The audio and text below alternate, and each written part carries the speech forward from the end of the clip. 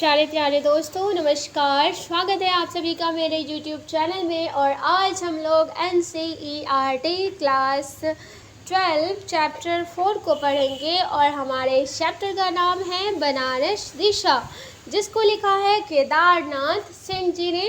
तो पहले लेखक परिचय दिया हुआ रहता है, उसके बाद हम लोग इस कविता को पढ़ेंगे। तो आइए देखते हैं क्या है इसमें।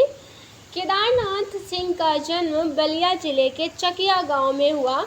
काशी हिंदू विश्वविद्यालय में हिंदी से MA करने के बाद उन्होंने वहीं से आधुनिक हिंदी कविता में बिंब विधान विषय पर PhD उपाधि प्राप्त की।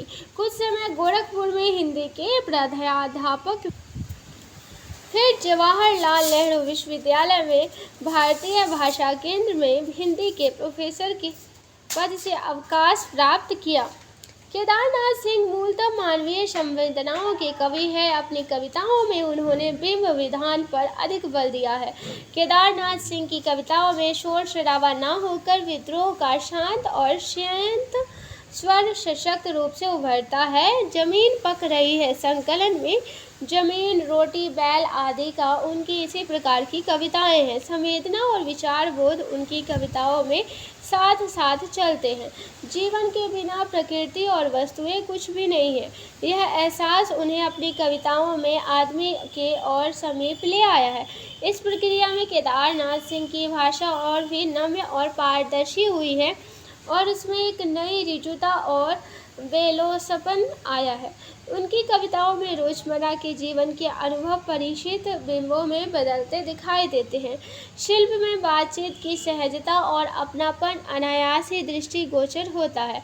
अकाल में सारस कविता संग्रह पर उनको 1989 के साहित्य अकादमी पुरस्कार से और 1994 में मध्य प्रदेश शासन द्वारा संचालित मैथिली शरण गुप्त राष्ट्रीय सम्मान तथा कुमारन आसन व्यास सम्मान, दयावती मोदी पुरस्कार आदि अन्य कई सम्मानों से भी सम्मानित किया गया है। अब तक केदारनाथ सिंह के 7 काव्य संग्रह प्रकाशित हुए हैं।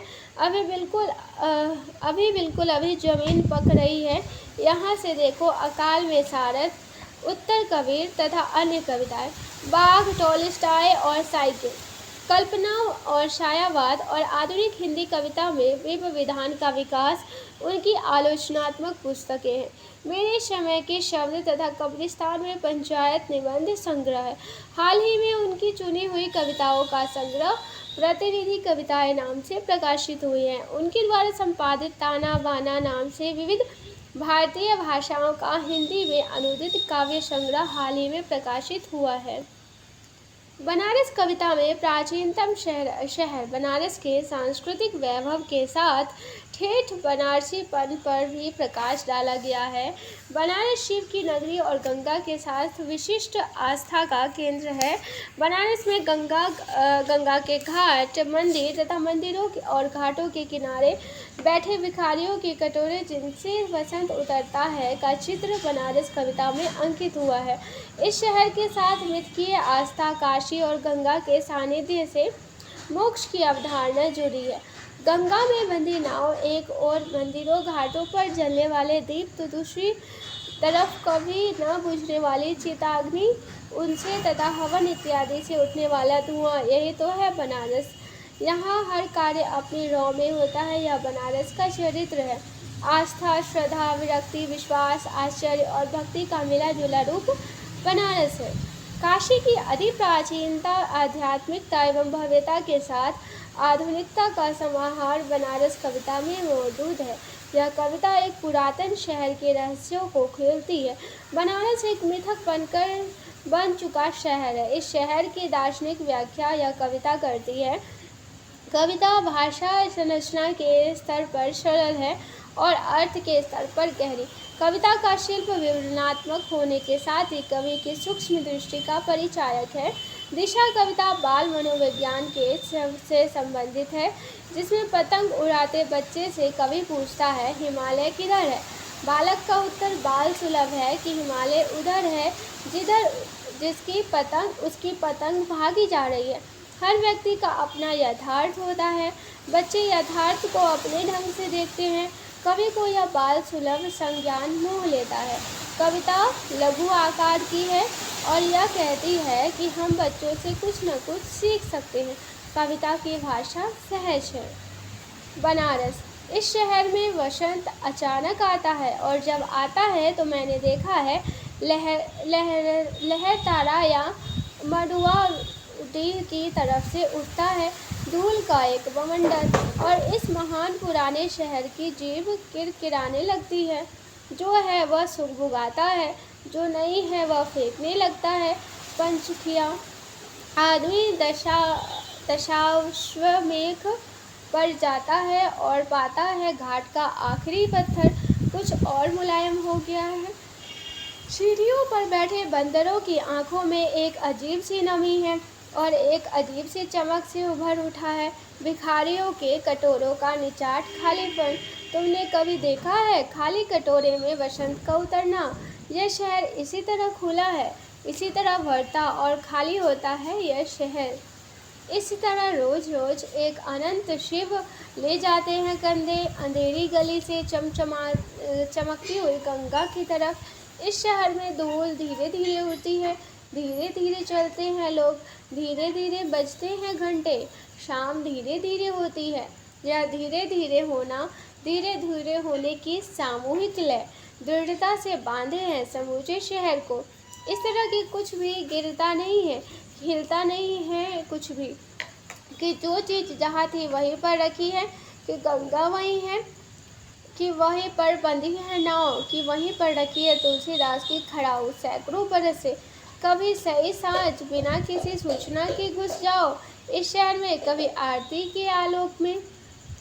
इसे अचानक देखो, अद्भुत है इसकी बनावट। यह आधा जल में है, आधा मंत्र में, आधा फूल में है, आधा शव में, आधा नींद में, आधा शंख में।